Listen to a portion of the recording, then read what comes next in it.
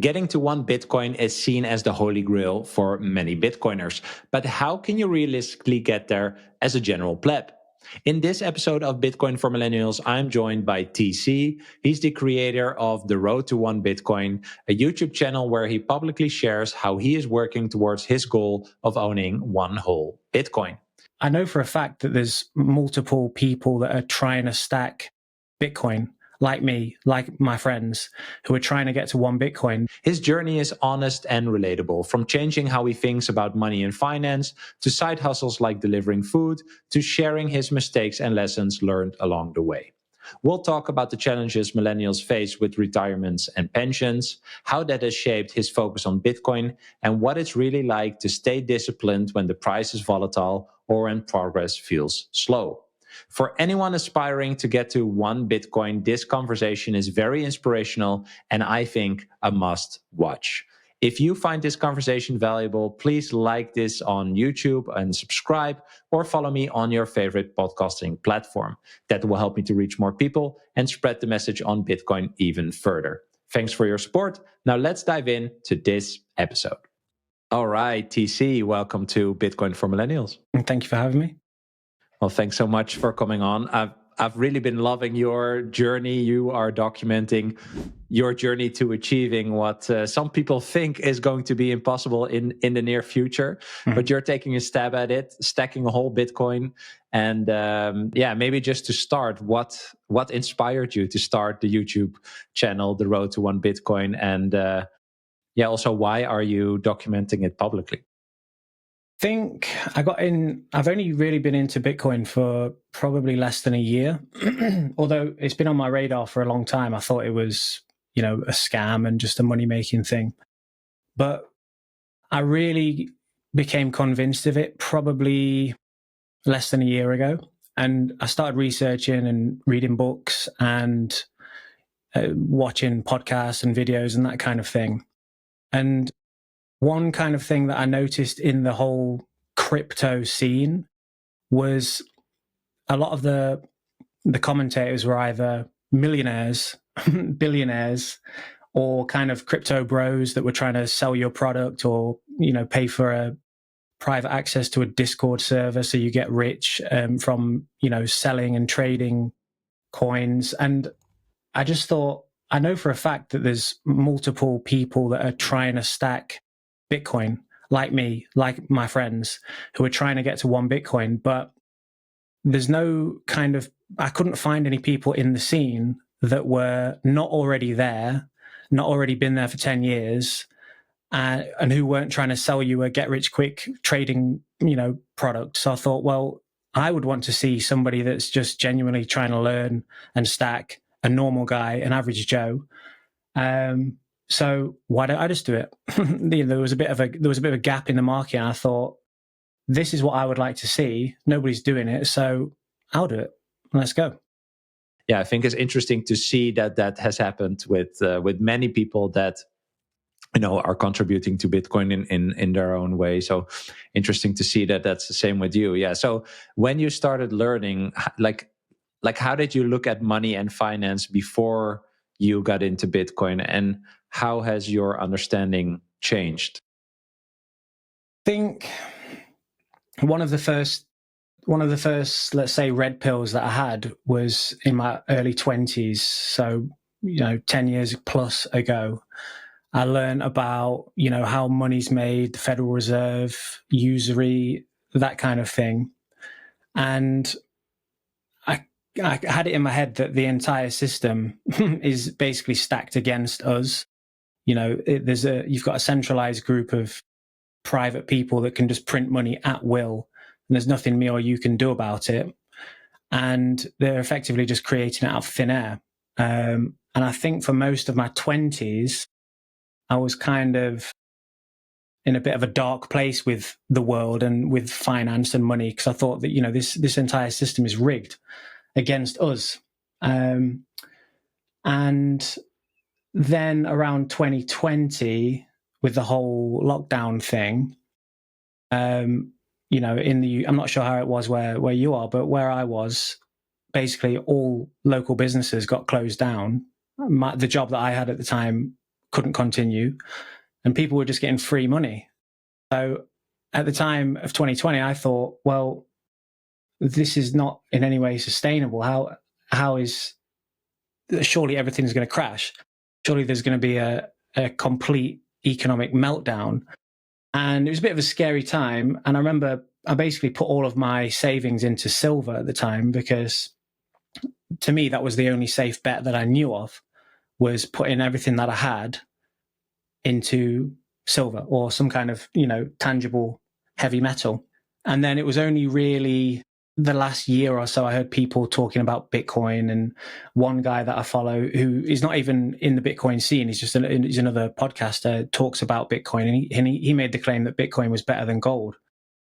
And I thought, what? How is Bitcoin better than gold? That's such an outrageous claim. But I was curious, and I thought, this is a guy that I follow and I respect, and he's made this outrageous claim that Bitcoin is better than gold. How is that possible? Surely gold is the best asset that's ever been, and surely ever will be. And then that was when I really started looking into it a little bit more, just to try and almost to try and invalidate his claim that, of course, it's not better than gold. Nothing is better than gold.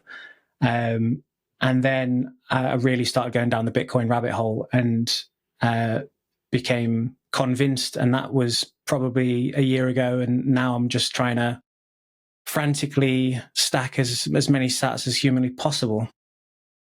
Did you actually have the same amount of understanding of gold and maybe also silver as you have with Bitcoin now? Or was that more, like you said, it's just an assumption, or like what someone else told you before? No, I had no true knowledge, really. As I said, I knew that the fiat system was a bit of a scam, and the cards were stacked against us, but I had no hope for my value being stored anywhere, to be honest. I didn't know anything about stocks and shares. I didn't know, anything about anything. I just kind of panic put my savings into silver just because I thought that would be the best bet. But then since discovering Bitcoin, I'm now even skeptical of that. I think that Bitcoin is going to eventually demonetize even that kind of stuff. So now I'm trying to move as much as I can from fiat into Bitcoin, because I do believe it to be the best store of value. Yeah, it's interesting, right? Like how we grew up. People told us, like, if you want to save your money, you should have gold and silver. And now, if you look at how much wealth is stored in Bitcoin, it's more than in silver, right? So even that narrative has already changed, and currently it's like gold, Bitcoin, and then silver. So I also asked it because I find it just interesting that once you go down this Bitcoin path, you just become more conscious about what you understand, right? Like that curiosity that you mentioned is usually the key for people to investigate something, and then they realize that they didn't know a lot before, and that is again like this fork in the road, right? Like, okay, am I comfortable with just being uncomfortable, basically, or do I push that away and actually don't pursue the rest of this learning journey? Yeah, well, I've actually had friends over the years. I remember I've had a couple of friends who have told me to buy Bitcoin, and for many, many years, I thought it was just a get rich quick kind of hype fad. I had a friend in 2017 tell me, just buy one Bitcoin, just buy one and hold one. But the way he was trading, he was in it to then sell for profit. So I was just not interested in getting rich, really. And I thought, I can't be bothered to sit in front of a computer screen all day watching charts like you're doing. Potentially, I saw it as gambling, really. And then I had another friend who was into NFTs when that whole thing kicked off. And he was doing the same thing where, he was talking about people that he knew put in £10 and they'd come back with £10,000. And again, I just saw it as it didn't seem like a sensible, rational, pension plan for me. Mm-hmm. But it was only really when I started looking into Bitcoin and exclusively Bitcoin, it started to click. And then going back to what you were saying about how we were not taught this, my mom had she was involved in a bit of a pension scandal, because when she she did that whole thing. You know, she worked for her whole life, paid into a pension, and then when she went to claim it at 60, which is what it was advertised as, they kicked it back 2 years and said, "Oh, actually, no, you can't have it now. You can have it when you're 62." And then when she was 62, they said, "Oh, 64." And eventually she got it when she was 66. So I was only young at the time. I was probably in my 20s as well. But I remember thinking, even at the time, I was like, man, nothing is safe. Literally nothing is safe. This is what we're meant to do. You're meant to go to work, pay your pension. And even my own mom, you know, hardworking single mother, has been, you know, scandalously, scammed almost here, because she's missed out on 6 years and she has to work for another 6 years. Bitcoin custody is evolving, and OnRamp is leading this change with multi-institution custody, eliminating single points of failure. Instead of relying on one institution, OnRamp secures your Bitcoin in a cold storage multi-sig vault backed by 3 independent custodians, where no single party can move your funds alone, providing an unprecedented level of security. Your assets are protected by a 100 million Lloyd's of London insurance policy, with all transactions fully auditable on-chain and only executed at your direction. This means complete transparency and control over your assets at all times. Beyond custody, OnRamp provides comprehensive Bitcoin services that include trading, lending, inheritance planning, and IRAs. You can view them as your private Bitcoin banking partner tailored to your wealth preservation goals. Whether you're new to Bitcoin or an experienced holder, OnRamp's approach helps you secure your generational wealth with unmatched security and peace of mind. You can sign up at onrampbitcoin.com and use code BRAM, that's BRAM, to receive $150 in Bitcoin after your first deposit. If you first want to learn more, you can also book a free consultation via their website to speak with one of their Bitcoin custody experts. Tell them you came through me, and they'll take extra good care of you. So at the time, I didn't see any viable option. And as I said, it was a bit dark, because I was like, well, I don't know how I'm going to plan for my future. I don't know what am I going to save in, what am I going to work for. And then when I found Bitcoin, the lights turned on a little bit more, and then saving and determination to work more, because I've actually got something that I can actually save in that is going to be worth more in the future, that isn't going to be debased, that a third party, pension company can't say, "Oh, actually, you can't have this." I'm in complete control of my value, and that's that. Mm-hmm. So it's really been a big enlightening. I've only been in it, I'm not going to say life-changing, because I've only been in it less than a year, but the lights have turned on and the hopes come back for actually working and saving for a decent pension. Yeah.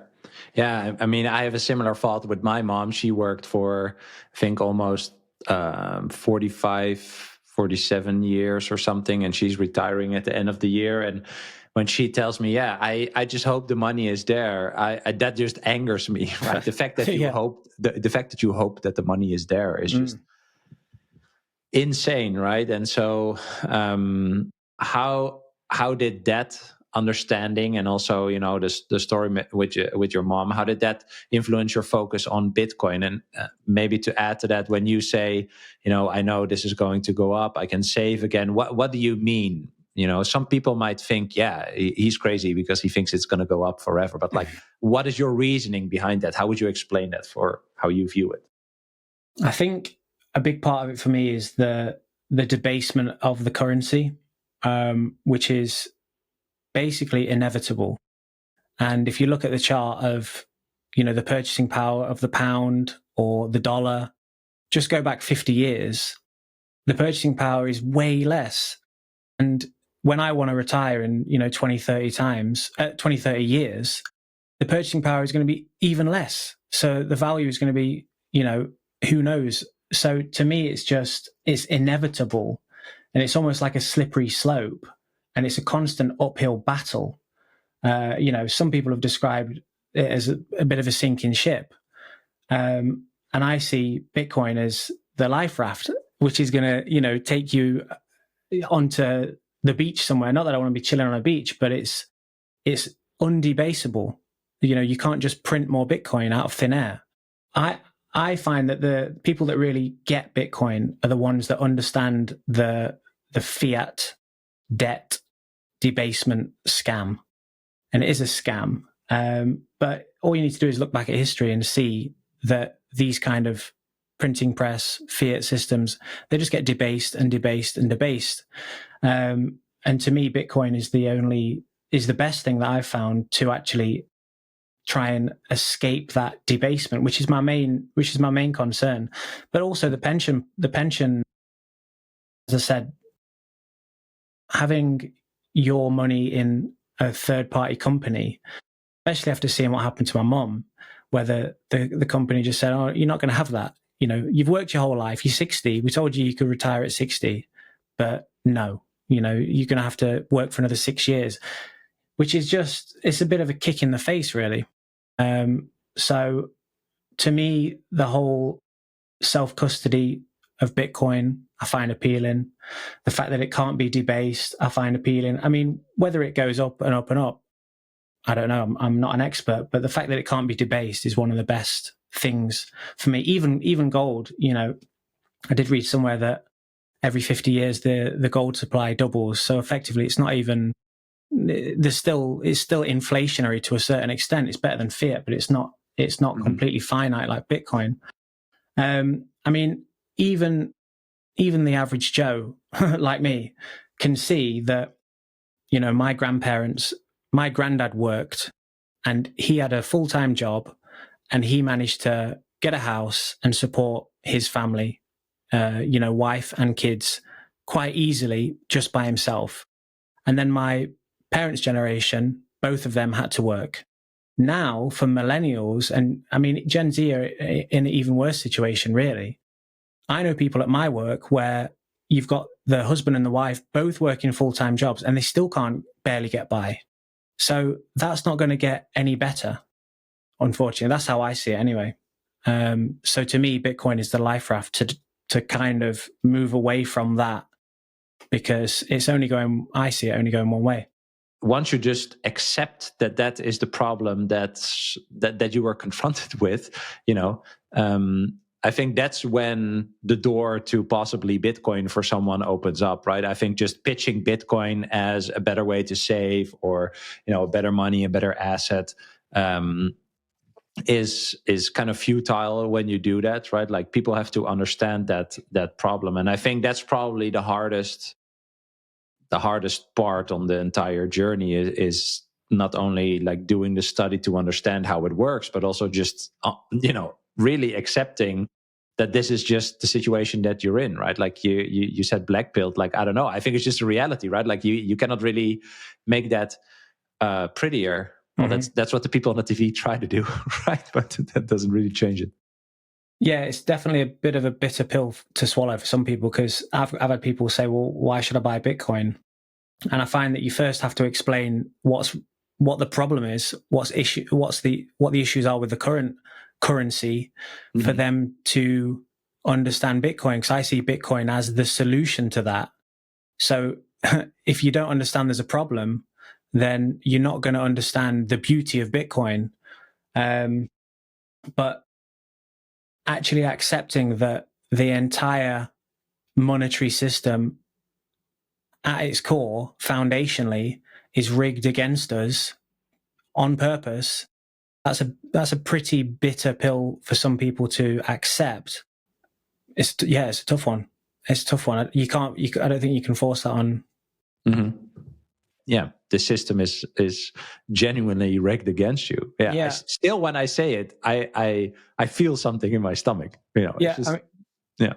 I mean, I've got a friend who, I don't know if you saw the video where I was in the car trying to, orange pill my friend. And he texted me afterwards. He was like, "It's crazy that you don't get taught any of this in school." And I was thinking, of course you don't get taught it in school. Why would the state schools tell you how money is actually created? Because then everybody would see through it. And they say, this is not a fair system. This is not a moral, ethical, system to be a part of. So of course you're not going to get taught it in school. But it's there for you if you are inquisitive and you feel something's not right. What is it? Yeah. Oh, it's the currency.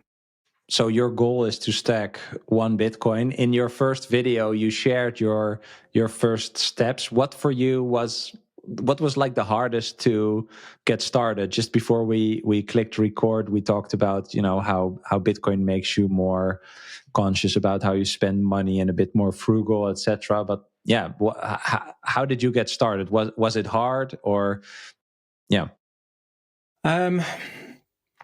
Well, I think when I found Bitcoin,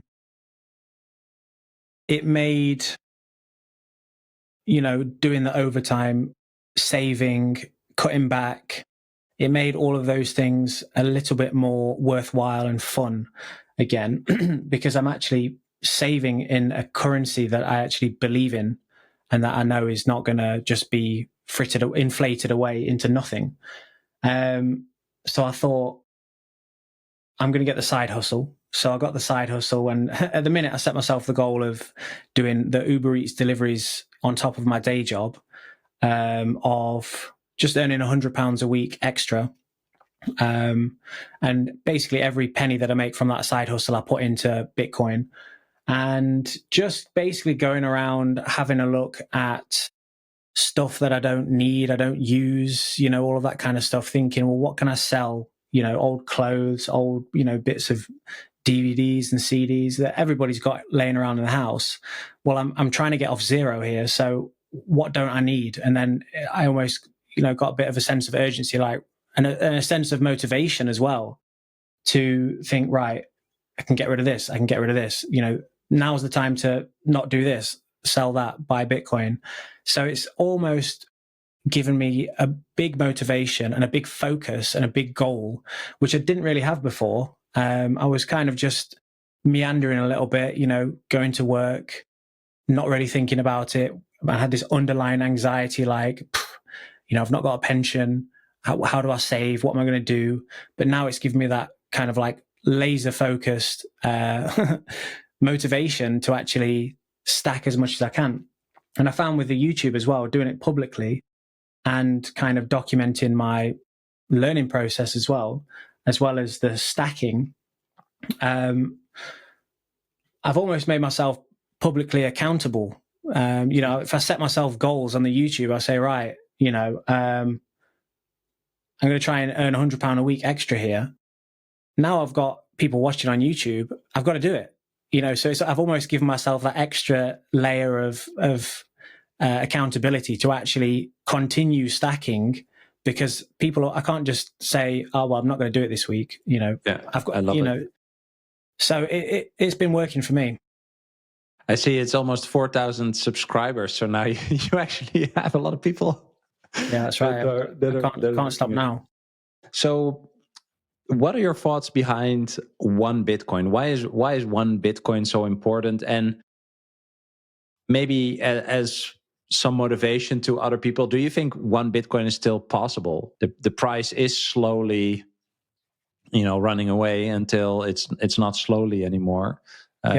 Yeah, what are your thoughts on that? Well, timing wise, maybe not the best time to start it when we're hitting all-time highs, but I just thought, why wait? What's the point of waiting? You just got to go now. But in terms of the 1 Bitcoin goal, well, for me, the number, even though the channel is called The Road to 1 Bitcoin, the number is a little bit arbitrary in a way, because it's more of a, let's say I get a job where I earn, £100,000 a month, and I've got enough to buy 1 Bitcoin a month. I'm not just going to get to 1 and then think, oh, forget it. I'm just going to go and put my money in a savings account now. I've got 1, so let's forget about it. And also, if let's say I lose my job and I can only put £5 a month in, well, then I'll only put £5 a month in. So the number isn't actually that important. It's more of a transferring of a mindset from, how I was earning and saving before to a new form of earning not earning, but saving in Bitcoin. So it's more of a mindset change, and it's more of a kind of a lifestyle shift. And as you said, and I agree with, with that goal in mind, my discipline and my work ethic and my joy for saving has already increased. My focus has already increased. So it's already benefiting me, even though I'm only like 4 or 5% of the way there. But yeah, in terms of the number, 1 Bitcoin, I won't be stopping when I get to 1. Let's put it that way. But if it takes me 1 year or 10 years, well, then so be it. It's more of just a transfer of myself from the fiat system into the Bitcoin system. I mean, you're delivering food, right? You're hustling and you're documenting that, and I think that's really cool. I think you're really showing the reality of, you know, side hustling for sats.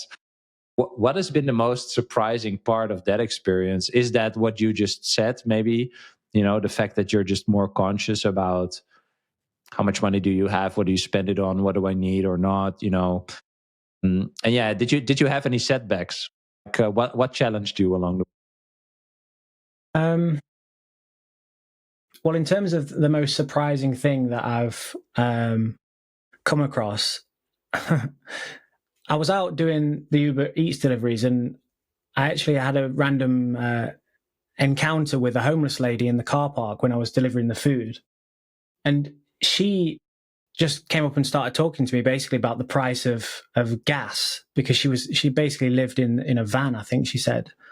And she was basically saying and complaining that all the prices are going up and the eggs are going up and the milk's going up and all of this. And I thought that was quite eye-opening, actually, that even homeless people and, you know, every single person knows and is feeling that something ain't right. You know, how is, I mean, this woman actually even said, she's like, not being funny, but, you know, an egg comes out a chicken's arse, which I don't think it does technically, but she said she was basically saying that the value of the egg, it's not being harder to make. She was actually making quite a profound statement, you know, so she knows that there's something not right. And I found that with basically across the board with everybody, that everybody, even at my work or within my friends, they know something's not right. Why are the prices going up all the time? And why am I not earning more? Why am I having to work side hustles and work overtime and I still can't make ends meet? So the most surprising thing for me is that every single person that I know is being met with this exact same problem. It's such a universal issue, such a fundamental problem. So that was probably the most eye-opening thing, that every single person that I've come across knows something ain't right. Yeah. It's interesting, right? Because now I can also imagine that you talk to your friends or they know what you're doing on YouTube, right?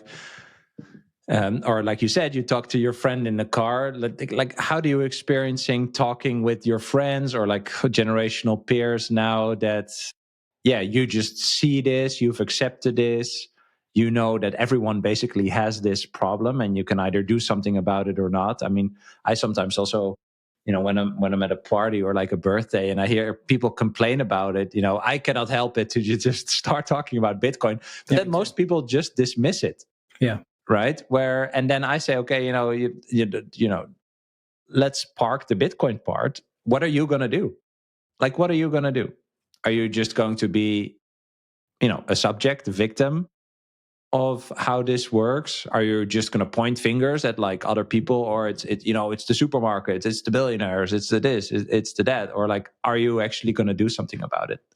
Well, as I said, that was me, you know, in 2017 when my friend said, well, I think I was the same also at some point, you know, so I can't really criticize these people because I've been that person. You know, I've had people literally saying, just buy 1 Bitcoin, you know, just buy it, you know. I'm like, nah, not bothered, get rich. But it was from my own, I don't know what it was, but my own ignorance of and not understanding what it actually was, even though at the time I understood the whole fiat system and the money was being debased. I don't know what it was. So yeah, it's hard. I've realized you can't bang somebody over the head with it and say, just do this, just buy Bitcoin. So if I had a way to almost evangelize it more, I would try and do it, I guess. If you want to self-custody your Bitcoin stack, I recommend the Blockstream Jade Plus. I've been using this premium Bitcoin-only hardware wallet for a few months now, and I love its design and ease of use. What makes it stand out is its open source hardware and software, and Blockstream's unique genuine check, which makes sure that your device is authentic. No backdoors or compromises. You can connect with the Jade Plus however you want. Bluetooth, USB-C, or you can go fully air-gapped with its built-in camera for cable-free QR transactions. The metal case feels solid and the color screen is easy to read. And it connects with your favorite Bitcoin apps like Blockstream Green, Sparrow, and Electrum. Get your Jade Plus today at store.blockstream.com and use code BRAM to get 10% of your entire order. Let's talk about something that not a lot of people think about before it's too late. Where are you storing your Bitcoin seed words? Are they truly secure? I found my solution with Stampseed. It's an elegant all-in-one titanium plate solution with no separate pieces to lose or manage. Your seed phrase gets permanently stamped into pure titanium that withstands fire, survives water, and lasts for generations. Unlike shallow etching methods, Stampseed's patented tools help you to deeply stamp every letter for permanent readability, protecting your financial legacy. When you order a titanium seed plate from Stampseed, you can also upload a custom design or your logo to customize the back of your plate to make it fully personalized. Paper seed phrases are a disaster waiting to happen. Secure your Bitcoin with Stampseed for decades to come.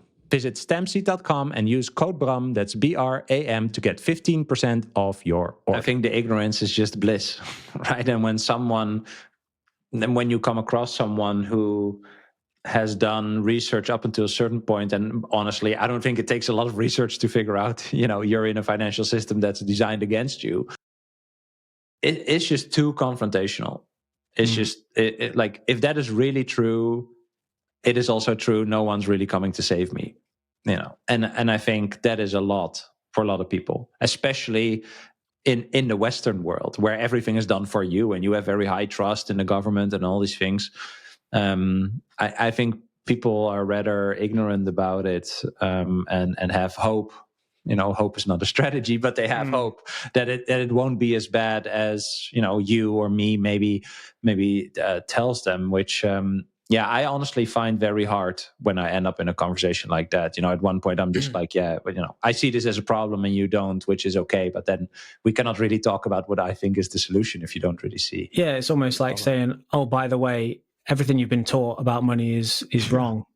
And, that's as I said before, that's a bit of a bitter pill. And as you said, ignorance is bliss, I guess. I also think some people think if I'm not being told the truth about money, what else is not true, right? Exactly. Which is another part of this this journey. I would say we don't have to get into that, but I think like it's just very confrontational, right? But when you look back now, you also made a video, 3 Bitcoin mistakes I made, which I also really liked. You were really open about your mistakes. Like, what's the biggest lesson that you've learned, and how has it shaped or changed your approach that you have right now? I think the biggest lesson I've learned is also one of the benefits of Bitcoin is that it's just you looking after your own. You've got to do your own research. You've got to learn how to self-custody. You've got to learn all of that stuff from scratch, and you will definitely make mistakes.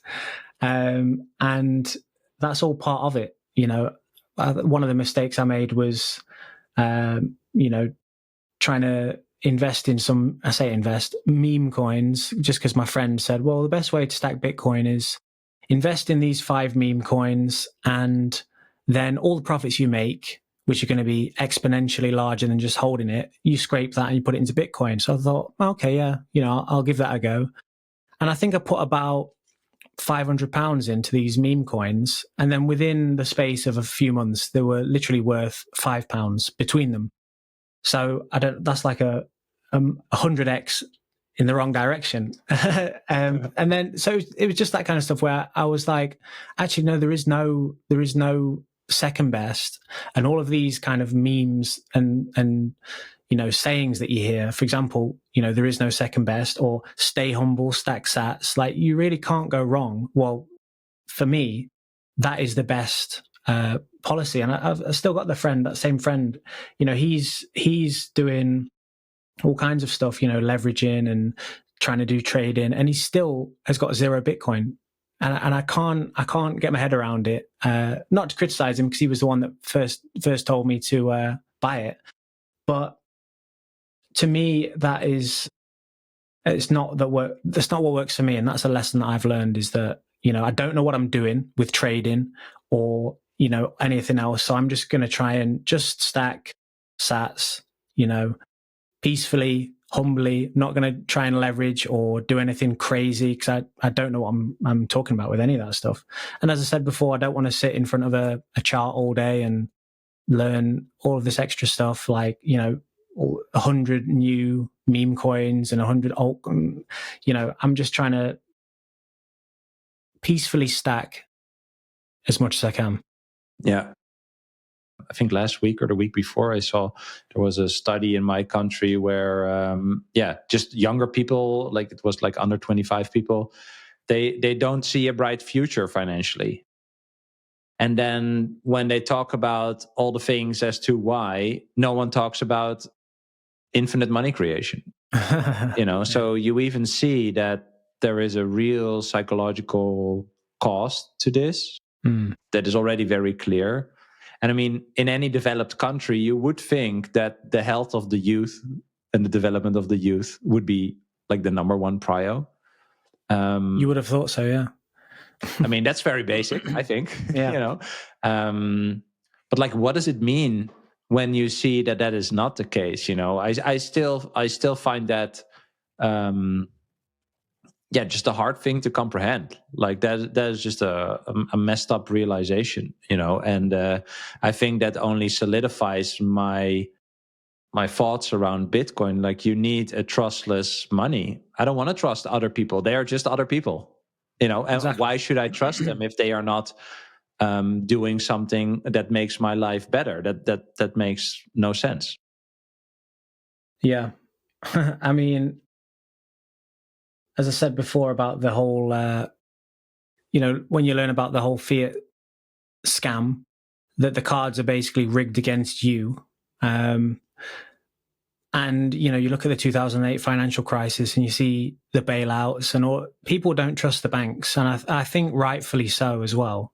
And then the thing with my mum's pension, rightfully so, these people at the top shouldn't actually be trusted.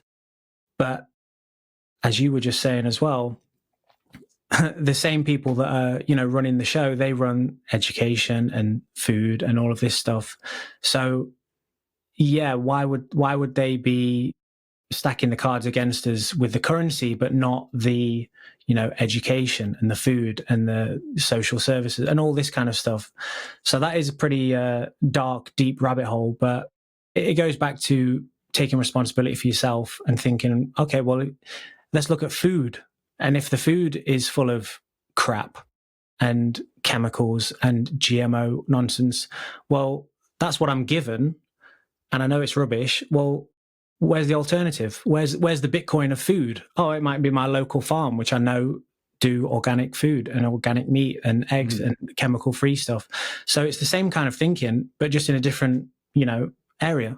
Yeah. So, I mean, that's one thing that's helped me, is just basically trying to understand various issues and trying to find solutions. And to me, the financial solution for me was Bitcoin. Yeah. I find it interesting when there are people that, protest in the streets, but I say kind of like, when you understand that if the money is broken, the incentives for the person that receives that money are broken or become perverse, right?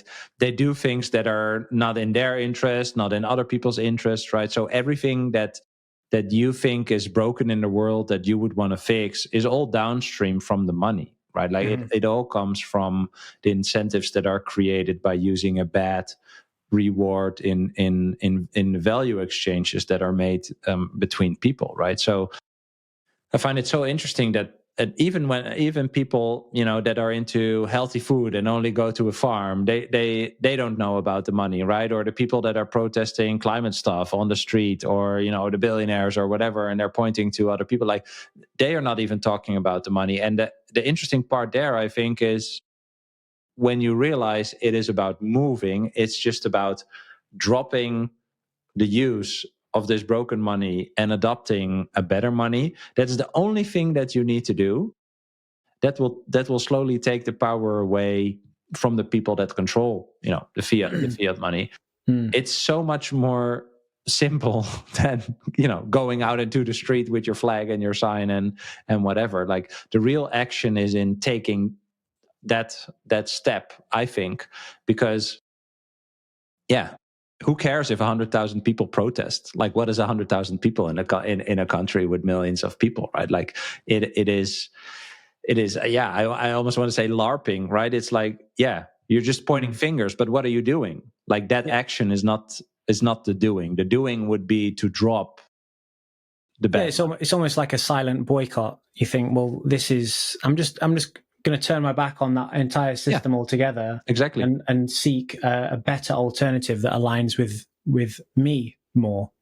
Or I do humanity, agree. just humans. Exactly, yeah.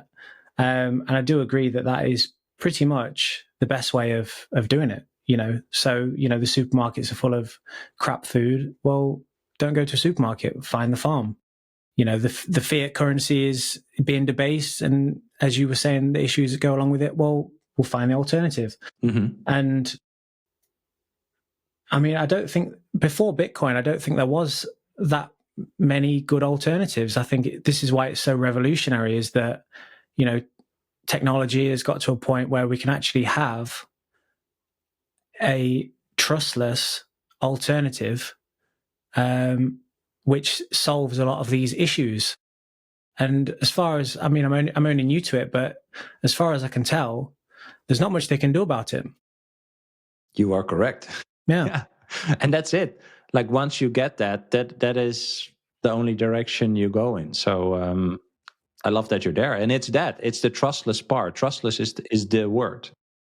You know, the fact that, you know, I don't want to trust other people for the issuance of a currency or the control of a currency. But I also want to trade with people that I don't trust. Yes. You know, if you you know, if we trade, I don't want your pounds. Maybe you don't want my euros. So how do we trade? You know, and I think that concept is super old.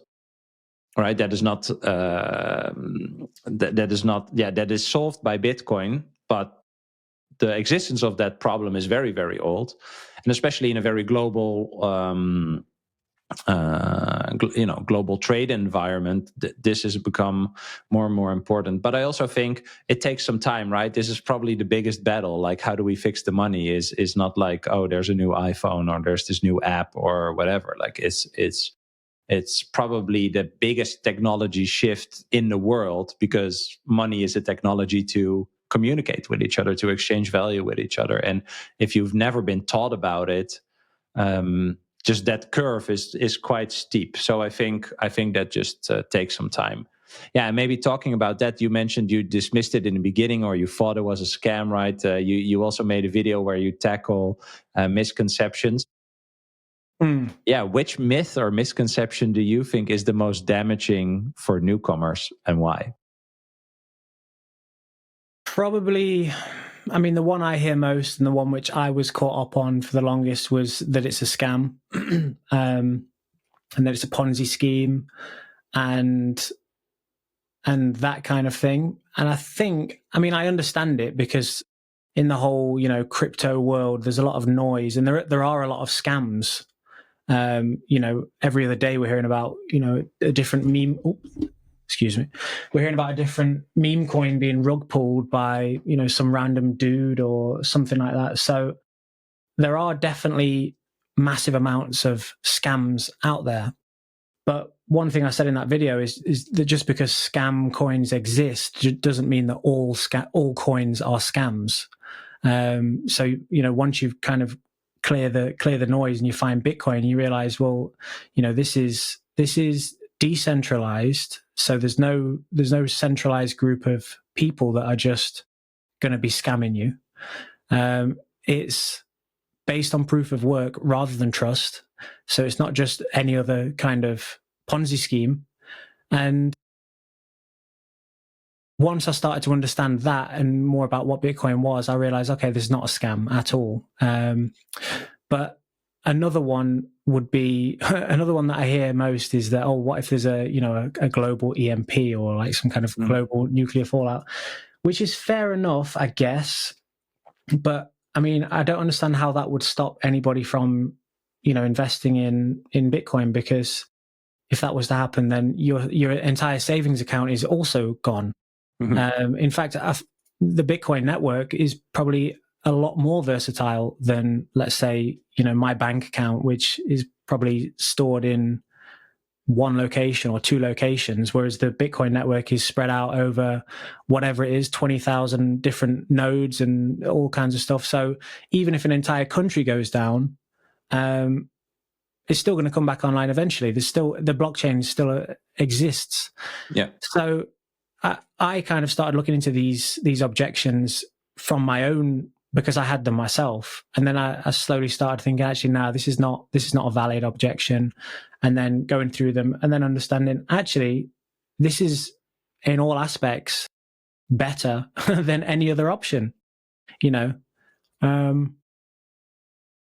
So yeah, I love that. When people come at me with that argument, you know, the EMP, or, you know, there's a nuke, or there's a solar flare, or whatever, I usually say, like, okay, this is an end of the road argument, right? Like, if I give you a correct answer, do you concede, right? Yeah. Because this is like the apocalyptic question. What if it all goes to shit? Which is interesting, by the way, that, you know, many people's minds just go to that. And yes, you're totally right. You know, your bank's database is probably maintained overseas by some Indian consulting company, right? And the number you see in your banking app is just a number in a database, in a data center somewhere.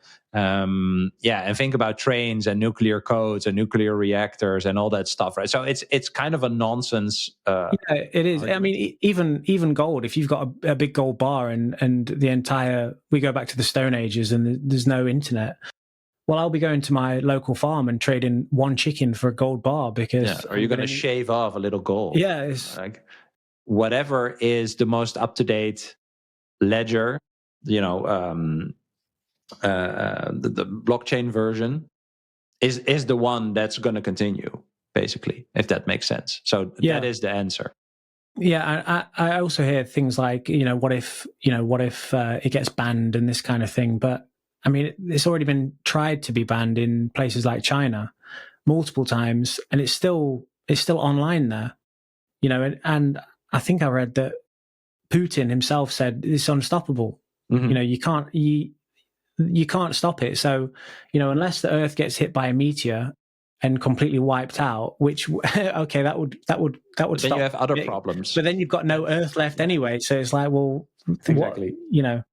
Well, and it's a protocol. Like the English language is a protocol. Like, can you ban English? Can you ban Turkish? Can you ban, you know, whatever, Swahili, right? Like, as long as there are people that know how this works, they can create a tech that actually makes it work. That's the idea. So you cannot ban a protocol. It's not like, you just cannot ban it. It's like math or like a language. This is when it gets a bit deep and a bit philosophical, a bit above my pay grade. When I've been trying to understand this one recently, that Bitcoin's a protocol. It's a concept. See it as a concept. Like the English language has rules for spelling, and a protocol is nothing but a set of rules. That's it. Oh, so it's almost transcendent of anything, because that makes sense. It doesn't exist, but it exists. That actually makes a lot more sense. Yeah. Well, happy to help you on that. It's almost like how do you ban an idea? Exactly. It's like, well, you can't because it exists. Yeah. So if this idea is better than the current idea of fiat money, it will always exist. There will always be people that adopt it. There might be people that try to suppress it, but you can't actually eradicate or erase an idea out of people's minds. That makes a lot more sense, actually. Yeah. So actually, the Bitcoin protocol is, I would say, like a conceptual manifestation of a lot of previous ideas put together. So because it's a computer protocol, you can actually do something with it. So it's an idea, but through the protocol, by making it a computer protocol, it's become applicable.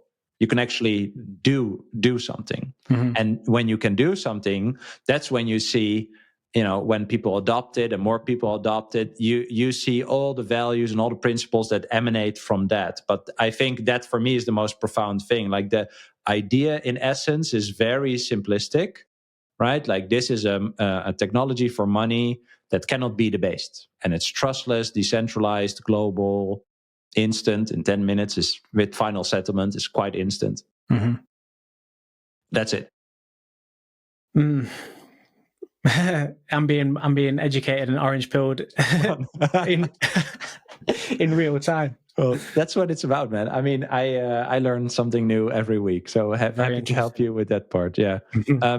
I also wanted to ask you, I mean, yesterday we saw an all-time high, which is super fun. I think you've also already went through some drops in the price, or rather exchange rate drops. What is your thinking around that? Of course, you're in it for the amount of Bitcoin. 1 Bitcoin is 1 Bitcoin. That's the whole point. But yeah, how are you preparing yourself for price drops? However big they are. Maybe the classic cycles are done, etc. That's a different discussion. But like, how are you preparing yourself for that? Have you thought about that? I'm just kind of playing it by ear, really. In terms of, this whole, the bear market, bull market, as I said, this is completely new stuff to me. I've only been in it less than a year. I've got some people saying, oh, well, it's going to crash next year, it'd be a bear market. So, you get all kinds of different advice online and stuff. But then you also get some people that say, well, that's it, it's done. It's never going to be less than 100,000 again. So I don't know. And I don't know anybody that does know for sure. So I'm kind of just not worrying about it. Either way, I'm going to continue stacking as much as I can. If it does get to a point next year, like some people are saying, 2026, 27, that there's a significant drop, then I think I'll just get even more drastic with my stacking, and we'll see. I'll go even harder, I think, just to try and stack. Otherwise, as you said, the price may just continue to run away from me, and I'll still be doing Uber Eats deliveries when I'm 85, trying to get to that one Bitcoin. Well, you got to stack anyway. But yeah, I wanted to ask this question because, I mean, I've tried to trade in the past, tried to sell, and then like I now have way less than I had before because I just didn't understand that it was about the amount of Bitcoin. And I like what you said. If the price goes down, that's when you got to hustle like real hard, because those are like opportunities, right? And what has helped me is to just think like, did anything change of Bitcoin itself? Like, is it still decentralized? Is it still secure? If those answers are yes, the price only goes down because there's people that don't understand it and trade, or they leverage or whatever, right? Like, it has nothing to do with Bitcoin itself. With the protocol itself. Yeah. Exactly. So you recently went to Bitcoin Prague. I didn't go, unfortunately, but I saw you made a really cool video about it. Like, what was your experience there? Because my first experience at a Bitcoin conference, I walked into a room.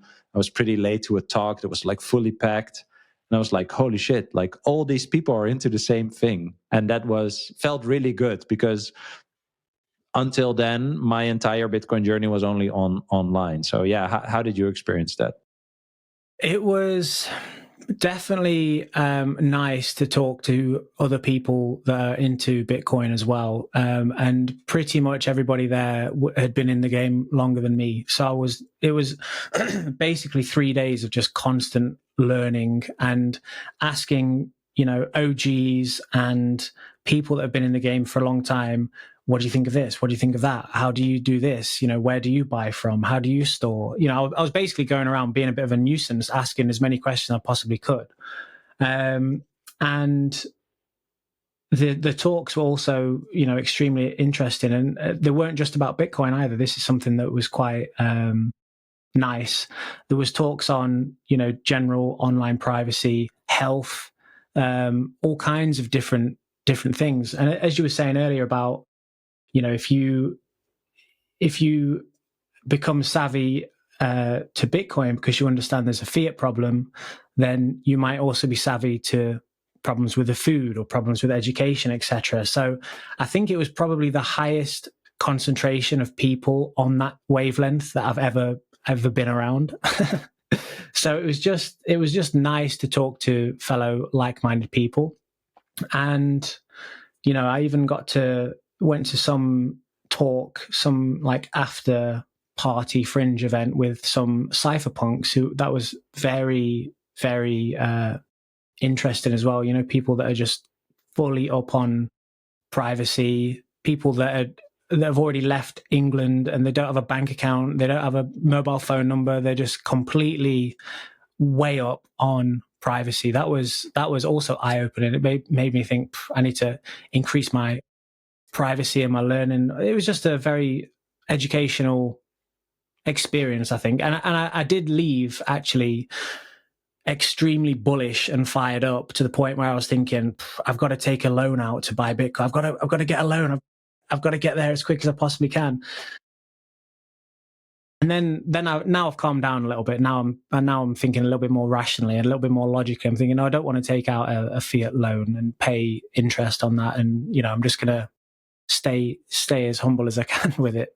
It is an interesting thought exercise to see what a 100K loan would cost for 5 years a month.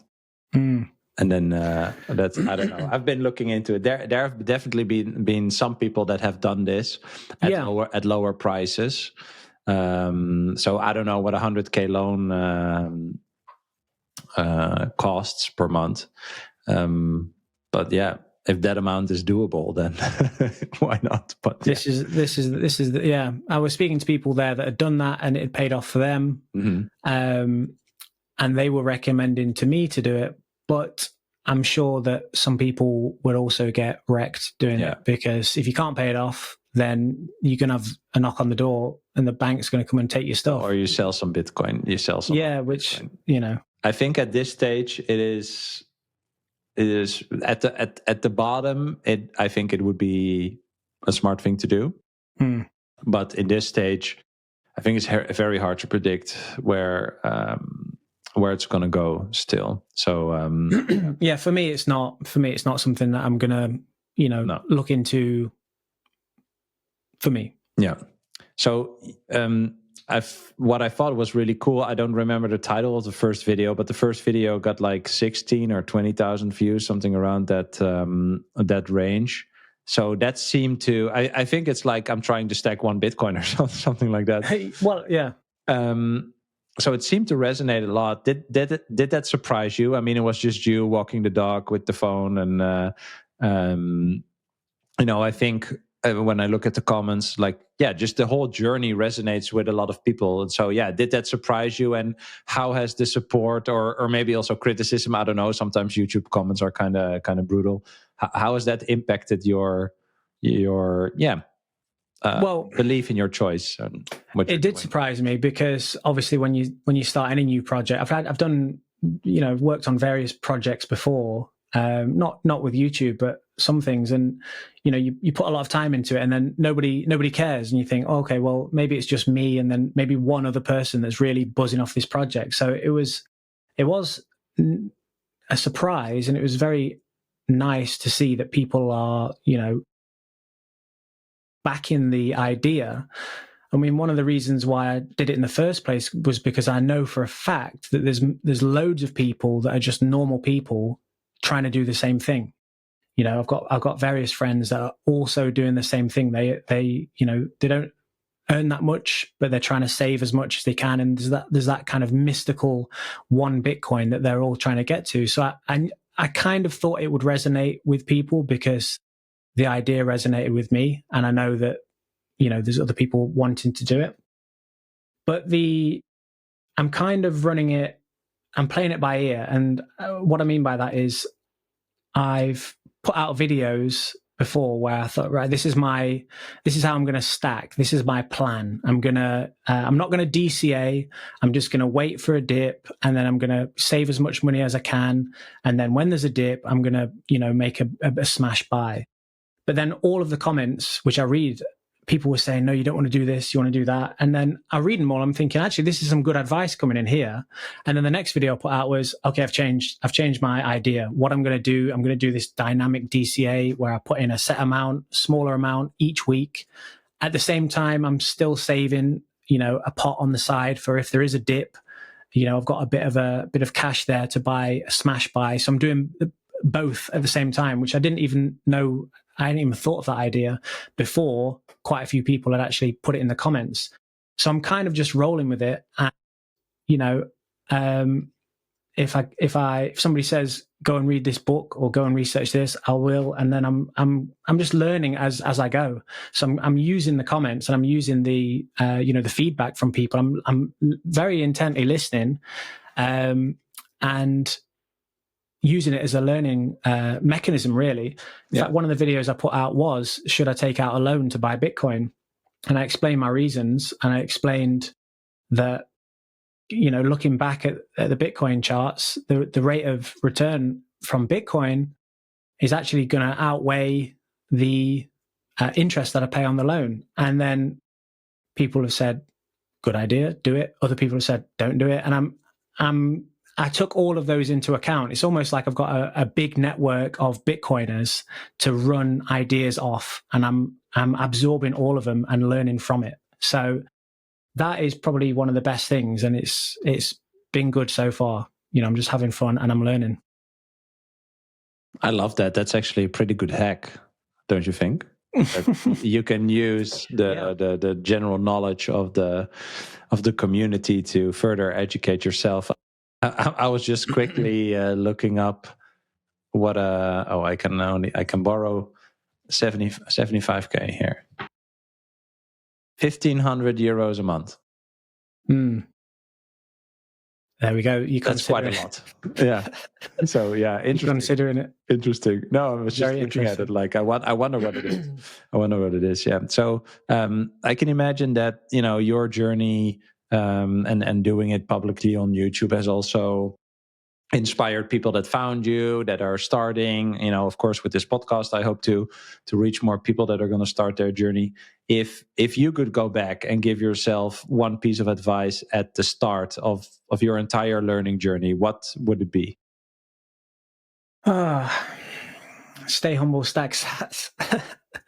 I mean, there is no get rich quick thing. I've tried most of them. Tried the meme coins.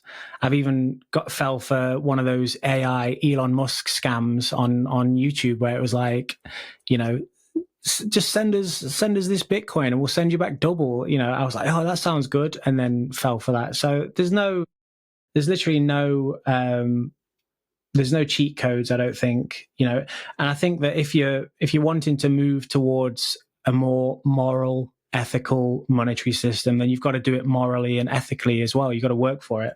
And in that video that you mentioned, that first one where I put out my motive, my manifesto almost, I said, I'm going to do this through legal means only. So I'm not going to be, robbing banks or committing fraud or, trying to do anything dodgy. This is just going to be legal means only that anybody can do. And I think that's probably the best way to do it. Not that I've ever robbed a bank, so I wouldn't tell my younger self not to rob any banks. But as you were saying earlier as well, there's a spiritual and there's a philosophical, element to this whole thing as well. So if you want it to pay off, then you've got to do it properly, I think. So yeah, stay humble, stack sats. Not that that's new advice, but that's something that I need to keep drilling into myself, I think. Yeah.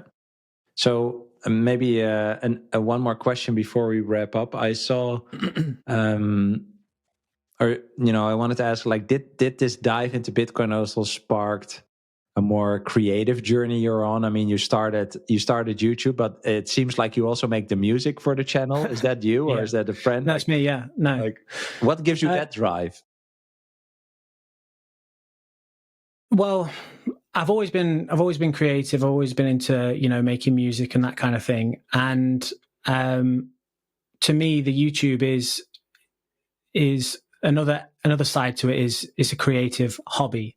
So, I'm having fun with it in terms of I'm making the music for it. And I did actually release the theme tune track as a full length track. And, having fun with the edits and just kind of, driving around doing food deliveries with my dog in the car and, that kind of stuff. This is all me just having fun and just having a laugh, really. So for me to be motivated to do something, I have to have that element of, right, it's got to be fun. I can't take it too seriously. And, it's a motivator for me to want to do it. So yeah, I'm basically just having fun with it, I think, and I will continue to have fun with it, and we'll see what kind of weird creative experiments I can do. I've got various wacky ideas, but it's not just going to be the, walking in a field, talking to the camera. I've got some other weird things coming up. Love it. All right. Well, I'm excited to follow that. So I would also want to invite everyone to follow you. I'll put a link in the description so people can find your channel. And I wanted to ask you my last question, and I ask everyone the same question, which is, what is a core belief that you will never let go of? Core belief. I would say that it's probably going to sound a bit wacky and a bit esoteric, but something that I've always held on to is that objective truth exists. You could call it objective truth, or you could call it the signal. That it definitely exists, and it's just there for you to seek out and search out through all the noise and through all your own, rubbish and own emotions and previous ignorance and whatever you've been taught in school and that kind of stuff. But it definitely exists outside of you. And whenever I've personally, made that trip of moving towards that truth, that signal, then my life has always benefited from that in some way. And to me, that's the kind of guiding path, the guiding beacon that I move towards. And it's led me through some weird and wonderful paths, and also to Bitcoin. But each time I've done it, my life's improved and I've benefited in some way. So just know that signal exists, move towards it, and then there we go. Bob's your uncle. Jobs are good. And I'll be following you with attention, and I wish you all the best on the journey. And I hope you make it, man. Thank you very much indeed. Thank you for having me. Been a pleasure. Likewise. See you next time. I hope you enjoyed this episode. If you did, you can click here to find more just like it, and click here to find all Bitcoin for Millennials podcast episodes. Also, please like this video if you want to help shine a light on the message of Bitcoin, and subscribe to my channel to stay connected. I hope to see you for a next episode. Bye.